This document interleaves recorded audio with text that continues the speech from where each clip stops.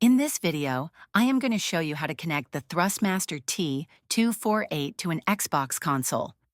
The THRUSTMASTER T248 is officially compatible with Xbox Series X, Xbox Series S, and Xbox One, but you need to set it up correctly.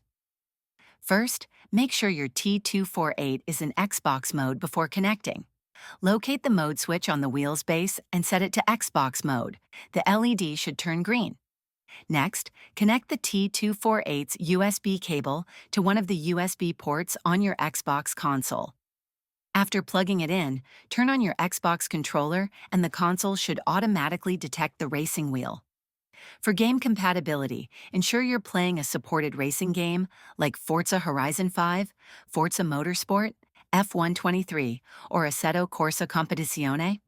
Go to the in-game controller settings and select the T248 wheel for proper force feedback and button mapping. If the wheel is not responding, try restarting your Xbox, reconnecting the USB cable, or updating the firmware using THRUSTMASTER's PC software. Now your THRUSTMASTER T248 is ready for racing on Xbox. If this video helped you, please like and subscribe to the channel.